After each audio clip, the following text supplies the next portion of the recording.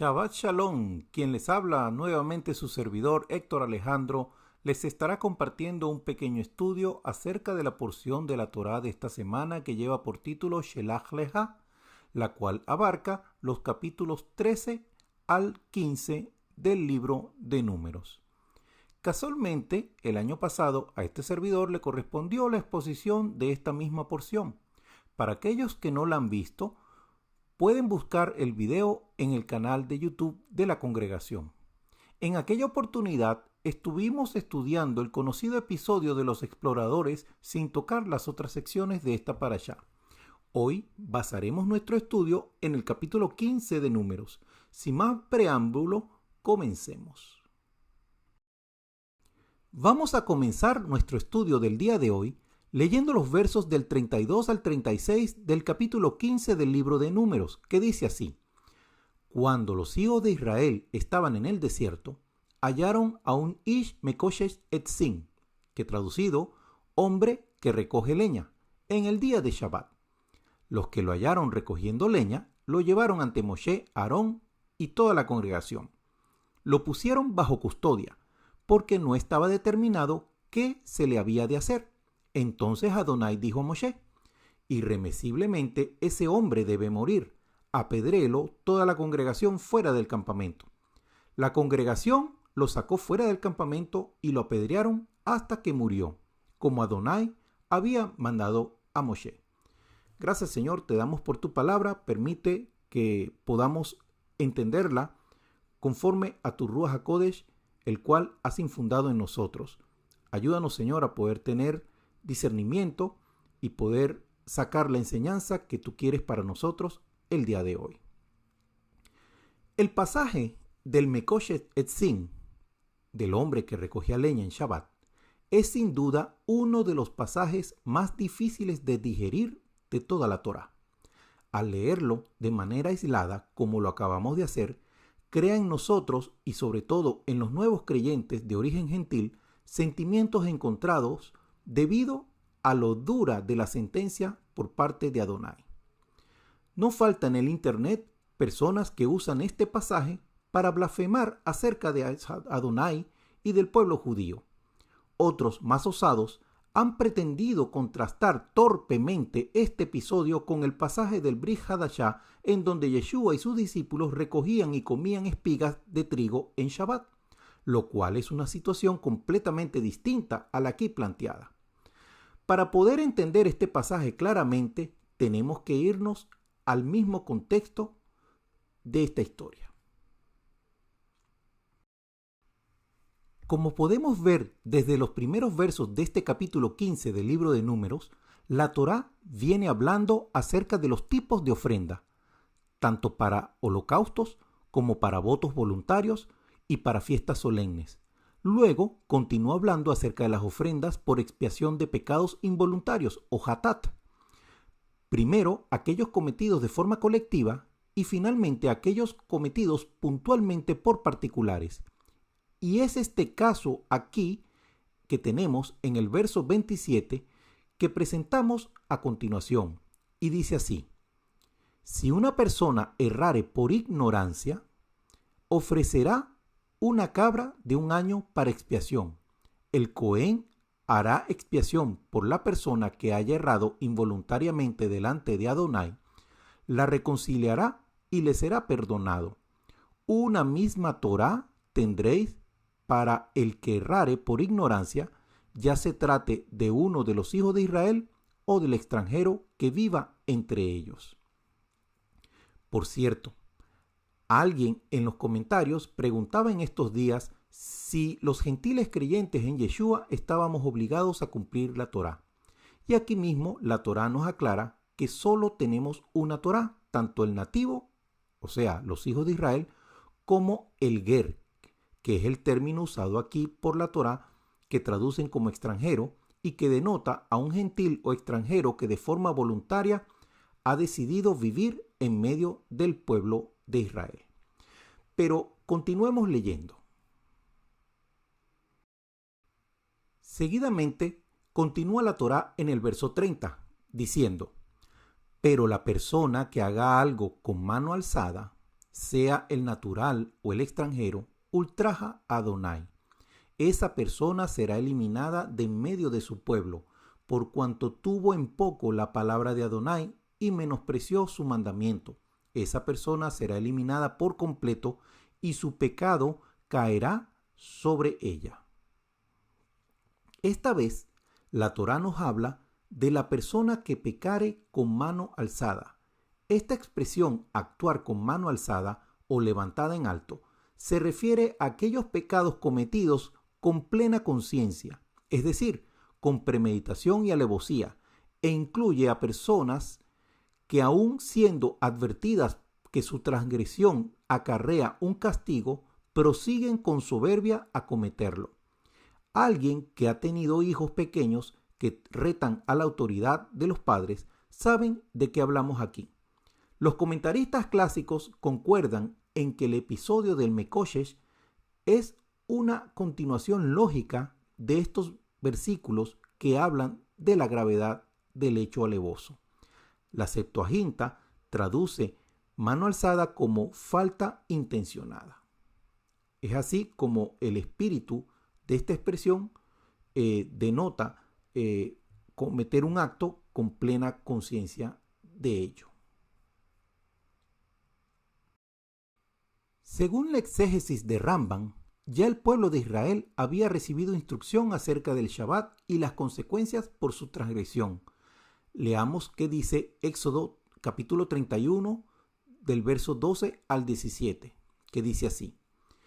Continuó hablando Adonai a Moshe y le dijo, tú hablarás a los hijos de Israel y les dirás, en verdad vosotros guardaréis mi Shabbat, porque es una señal entre mí y vosotros por vuestras generaciones, para que sepáis que yo soy Adonai que os santifico. Así que guardaréis el Shabbat, porque santo es para vosotros. El que lo profane, de cierto, morirá. Cualquier persona que haga alguna obra en él será eliminada de su pueblo. Y continúa diciendo. 6 días se trabajará, pero el día séptimo es día de descanso consagrado a Adonai. Cualquiera que trabaje en Shabbat ciertamente morirá. Guardarán pues el Shabbat los hijos de Israel celebrándolo a lo largo de sus generaciones como un pacto perpetuo.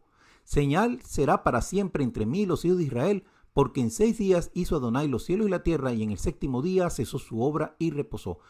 Este pasaje de la Torá lo repetimos cada viernes y cada Shabbat en nuestros servicios habituales. Así que para muchos es familiar.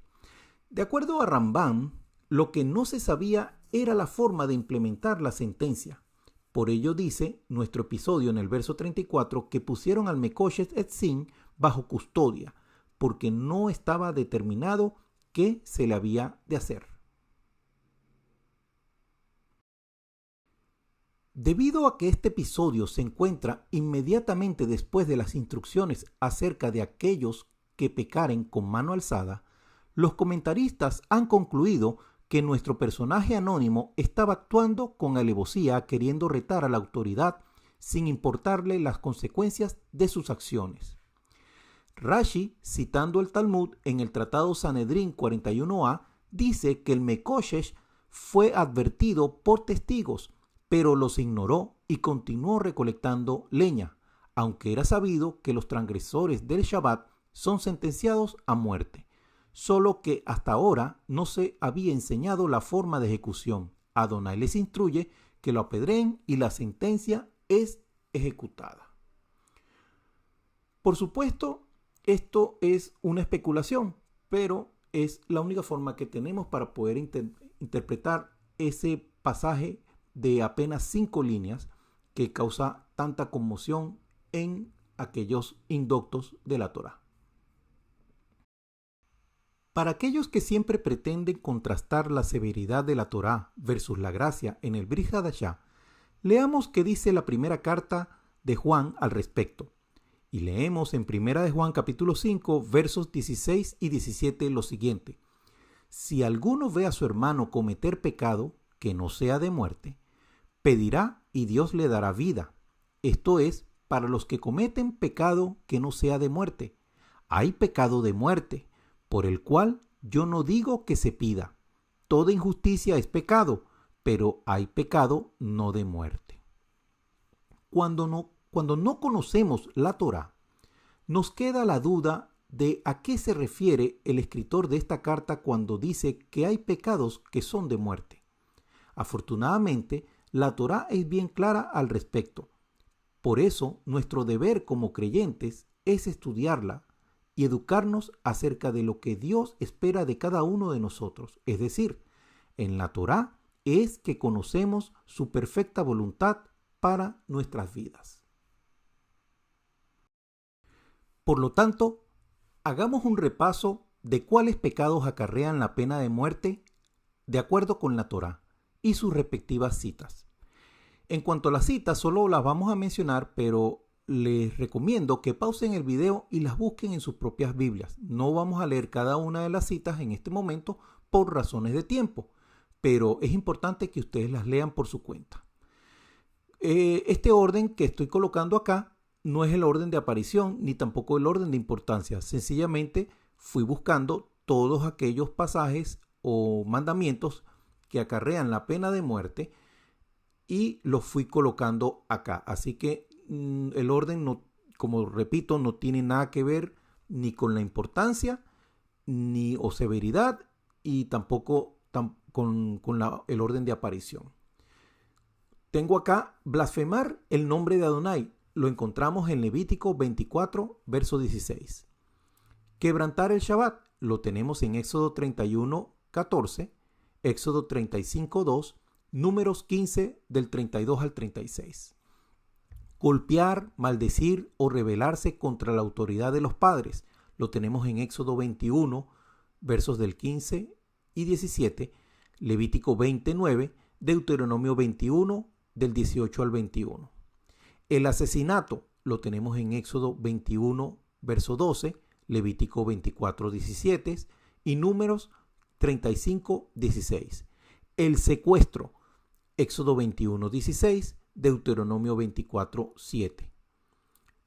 Desacatar la sentencia del Cohen o del juez lo tenemos en Deuteronomio 17, verso 12.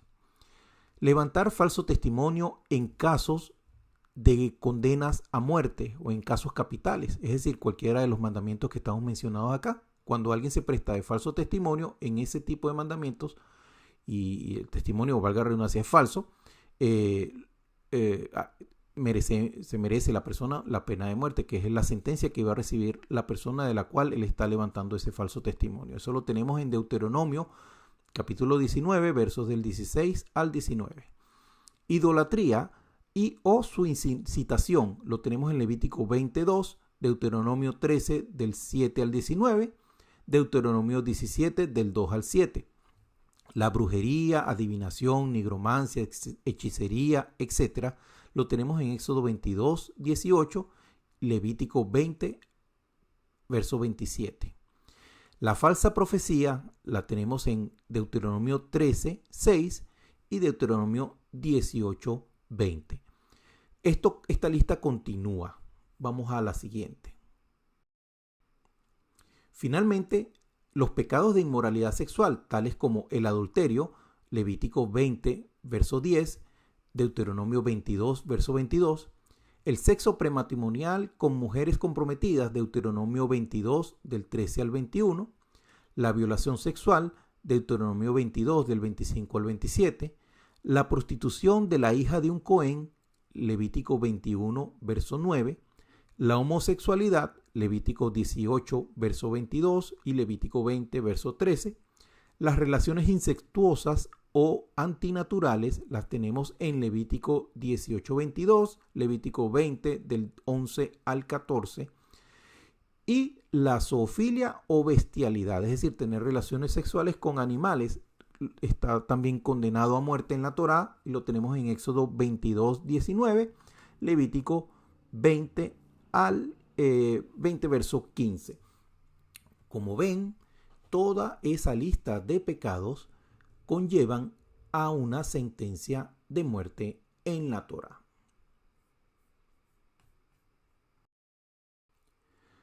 Ahora bien, si la verdadera intención de nuestro personaje anónimo fue la de retar a Adonai, cabe preguntarnos ¿por qué precisamente reta al Altísimo transgrediendo el Shabbat en lugar de algún otro mandamiento que conlleva la pena capital?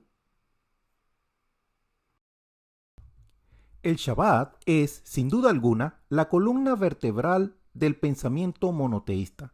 Su aceptación implica el reconocimiento de Hidush Haolam, es decir, un mundo nuevo creado por Adonai. Por eso, cuando aceptamos el Shabbat, estamos rechazando automáticamente la idea de la eternidad de la materia. Según el judaísmo, la materia no puede ser eterna, solo Adonai, creador de la materia, es eterno. Es por ello que la aceptación de la idea de Shabbat, traducida a través de la observancia práctica, representa, junto a la prohibición de la idolatría, los pilares de nuestra fe. Por así decirlo, nuestra constitución. No una constitución política, sino un pacto concertado entre Adonai, nuestro creador, y nuestros antepasados. Es sabido que la violación de los fundamentos de una constitución merece siempre el rigor de la pena máxima, como ocurre en nuestro episodio del Mekoshesh Ha'etzim.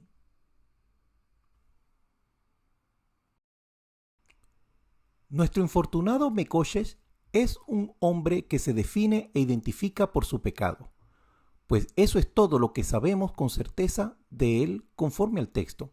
Pero, ¿cuáles serían sus intenciones? Una sencilla lectura sugiere que su recolección de madera fue un acto de rebelión contra el Shabbat. Pero algunos midrashim, incluido el Targum de Jonathan, insisten en que el Mekoshesh actuó leshem shamayim, es decir, por el bien del cielo, en un noble autosacrificio para mostrarle al pueblo judío que se debe observar el Shabbat. Puede que nunca sepamos realmente cuáles fueron las verdaderas intenciones del Mekoshesh. Todo lo que sabemos es que los tesoros espirituales del Shabbat se descubren en la estabilidad y el reposo que éste crea. Seguidamente a estos eventos del Mekoshesh, Adonai nos regala la misvá del tzitzit. Continuamos leyendo en el verso 37 del mismo capítulo 15 del libro de Números lo siguiente. Adonai habló a Moshe y le dijo, habla a los hijos de Israel y diles que se hagan unos tzitziyot, es decir, flecos, en las esquinas de sus vestimentas, por sus generaciones, y pongan en cada tzitzí o fleco de las esquinas un petil tejelet, es decir, un cordón azul. Y continuamos en el verso 39 que dice, llevaréis los tzitziyot para que cuando los veáis os acordéis de todos los mandamientos de Adonai, así los pondréis por obra y no seguiréis los apetitos de vuestro corazón y de vuestros ojos que han hecho que os prostituyáis. Así os acordaréis y cumpliréis todos mis mandamientos para que seáis santos ante vuestro Dios.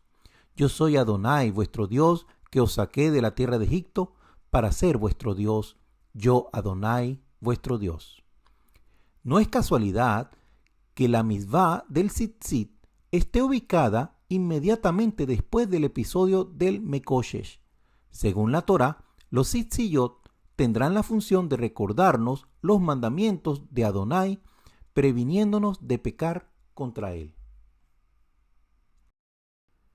A pesar de que esta parashá nos ha narrado hechos muy tristes, como el relato de los exploradores, la sentencia de vagar 40 años en el desierto por la Lashon Hará que hablaron respecto a la tierra, la derrota de Jorma y el Mekoshesh Etzim, nuestra parashá culmina con el deseo de Hashem de consagrarnos para él con sus misbot. El exégeta Isekuni introduce así la misvá del tzitzit y dice, el santo bendito él no ha dejado cosa alguna en este mundo con lo cual no se pueda hacer alguna misvá conferida a los hijos de Israel. Y es así como encontraremos misbot cuando el hombre sale a labrar su campo, a sembrar su campo o a cosechar su campo. Asimismo encontraremos misbot que deberán realizarse cuando la persona de Israel se dispone a amasar su pan, sacrificar su ganado para comer su carne, o cuando planta sus árboles para comer su fruto. Lo mismo ocurrirá cuando nazca su hijo varón, o lamentablemente cuando haya que dar sepultura a algún familiar, o cuando construya su vivienda en la cual deberá fijar una mezuzá, o cuando se disponga a vestirse tendrá que colocar los tzitzit sobre su talit. De estas palabras concluimos que las mitzvot no son actos rituales a realizar en determinado lugar bajo la conducción de determinada persona. Las mitzvot son la vida misma, consagrando todas y cada una de las etapas al nombre de Adonai nuestro Dios. Las mitzvot son un sistema abarcativo que compromete la totalidad de nuestra vida y no solamente un segmento de la misma o una parte de nuestro tiempo de vida. Tenemos que ser permanentemente conscientes de la presencia de Adonai en todas nuestras actividades, en nuestra labor, en nuestro recreo o en nuestro descanso, en nuestro regocijo o en nuestra ansiedad, en nuestra alegría o en nuestra angustia. El talit será nuestro ropaje distintivo que nos acompañará permanentemente. Acordémonos que cuando el hombre judío fallece y va a ser sepultado, es envuelto en su propio talit. Y así concluimos nuestro estudio por el día de hoy. Muchas gracias a todos por haber llegado hasta aquí. Shabbat Shalom, que tengamos una semana muy bendecida. Un abrazo a todos.